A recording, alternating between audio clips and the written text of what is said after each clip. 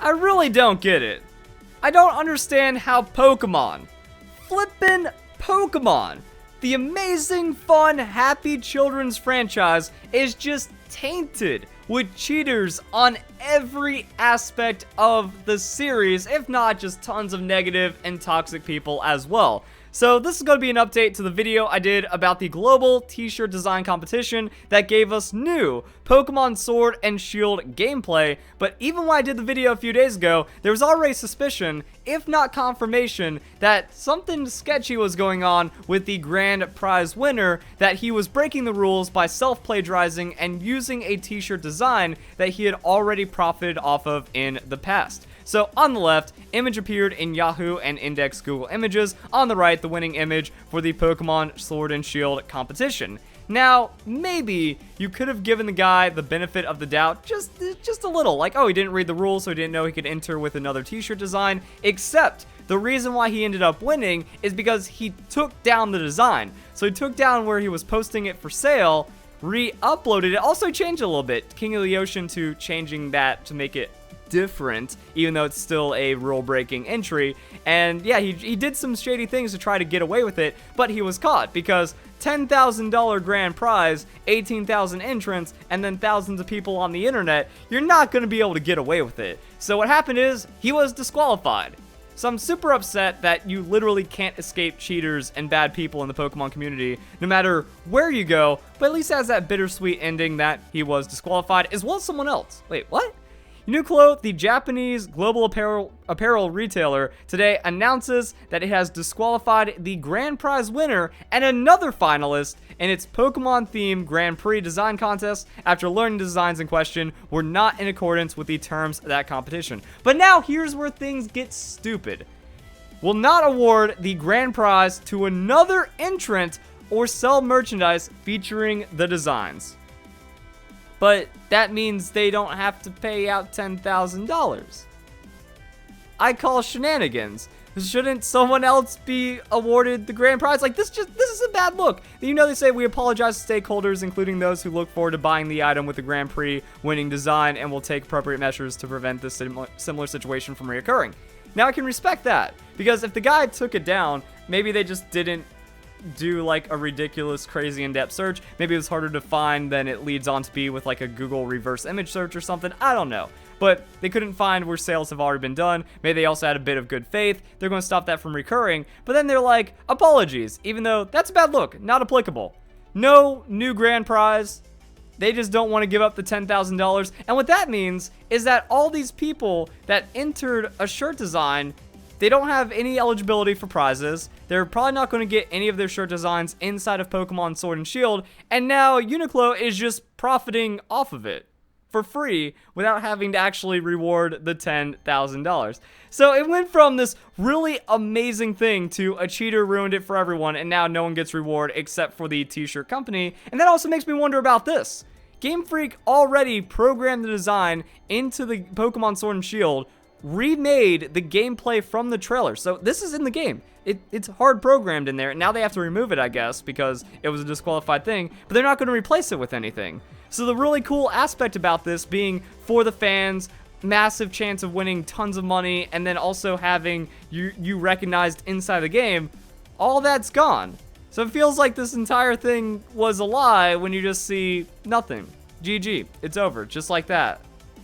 So I don't even know. Is this on the Pokemon Company? Because the judges were the CEO of Pokemon, Sugimori, and then the creative director at Uniqlo. So, I mean, Pokemon does have a hand in this. Are they okay? Are they, like, I want more statements. I want to know why there's not going to be a winner. I want to know if the Pokemon Company knows about these full details. Like, wait a second, you're screwing this guy over, and you're not giving us another design to, like, put inside of our games? Is this actually still going to be inside the games? Because it made it in. You know, Uniqlo is just not going to sell the design, but this is pretty cool, so it's still going to be in. I don't know. At this time, there's not enough information. I want a bit more of an update to this that we have right here, because it's just all so weird. But it's just another dark, just another mark against the Pokemon community and the Pokemon company at this point of all the weird things that go on. Hacking pretty much just being allowed in their official competitive scene, which is why it's dead. Pokemon Sun and Moon being ruined by hacking in the games. Hacking was available a week before. That is the biggest reason to the underperformance of Pokemon Sun and Moon, because there's no point of playing the game if everyone's hacking the game and making it an unfun cheat fest. You look at Pokemon X and Y. Pokemon X and Y was amazing. The months before Pokemon Bank, the months before hacking became available, that was some of the most fun I've ever had playing Pokemon, because you had this insane amount of connectivity. You went out there, you bred your teams. If you were good at breeding, you got mass amounts of reward by being ahead of the game. You go onto that online, start smashing people. I was ranked top 10. I was also beating not beating, but I beat the second best battler in the world in that time. I was just having a great time playing with all my friends because there was no cheating, there was no bad stuff going on. So now we have we have artists that invested themselves thinking they had a shot at winning to no effect. I don't know. Like, would Emily have actually gotten the grand prize? It makes me wonder, would they have gotten the grand prize? Because that doesn't look as marketable for Pokemon, Sword and Shield inside the game. That looks like a really cool design that you'd see inside of a game for Pokemon Sword and Shield. Will they upgrade it and just put her in, but not give her the grand prize money? I don't know. I think there's a lot of mismanagement going on. There's like a lot of things. Why hasn't Pokemon Sun and Moon just been updated? If if Super Smash Bros. For the 3DS can get game patches and new characters, why couldn't all the weird competitive stuff get nerfed? Why can't we have balance changes, nerfing and buffing things in Pokemon Sun and Moon? Why can't we have extra hack checks going in? With Pokemon, Let's Go Pikachu and Eevee, they effectively use the same encryption that they did for Pokemon Sun and Moon. So that game was hacked before release as well. People were already like seeding randomizers and shiny odds and legendary Pokemon in the wild and stuff before the game even came out. And we can hope that, Game Freak really steps it up for Pokemon Sword and Shield. At the same time, it's like, that's it. They did the online qualifiers not too long. Like, there's just such a history of cheating in Pokemon. Like, this has happened in the past many times. I did a video on it. This is 2017. VGC 2017 Worlds Qualifiers banned because Japan, they do an online competition for their national, or, they do online qualifiers and then they have an in-person nationals instead of doing the stupid VGC championship point system that we have outside of Japan. But what happened was they found that a lot of the top qualifiers were using modified saves and cheating and stuff, so you're able to detect it in the end. And if you were found to have been rewarded a prize but then cheating, you would actually have to give the prize back. So I mean, they're good at catching after the fact, but there's no preventative measures going on, and then it still like taints a lot of what's happening, and a lot of cheaters still get through, because then we have like the last couple of years of VGC World Champions. Oh, turns out they were cheating. That's cool. Happened for even the seniors divisions, happened for nationals, happens for all these things, and then TCG, it's just everywhere, guys. People were also like using a modified 3DS in international challenges online. So like the online competitions, well, you can actually see the people's teams that they're selecting and their moves and stuff by using cheating devices.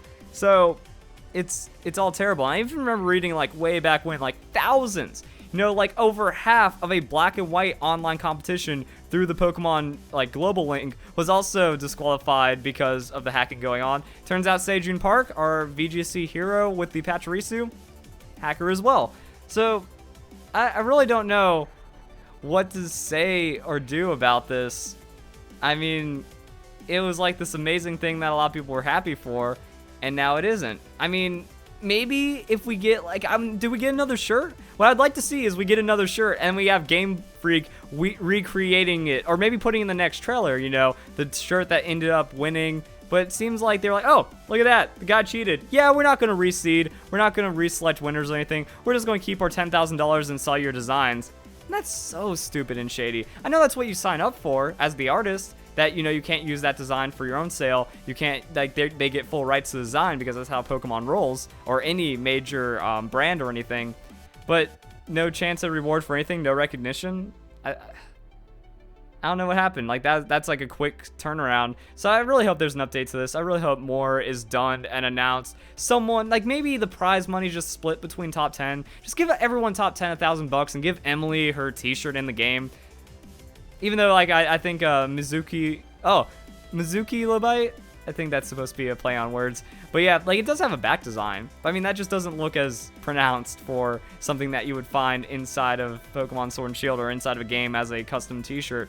Either way, I don't know. I want to see more engagement with the community. This seemed like it, but then it just kind of falls apart. I want to see less hacking. I want to see more honesty. I want to see less toxicity. It looks like that dream dies a little bit more when we have weird stuff like this happening. So there we go, guys. Hope you all enjoy the video. Hope you all have a nice day. Thank you very much for watching.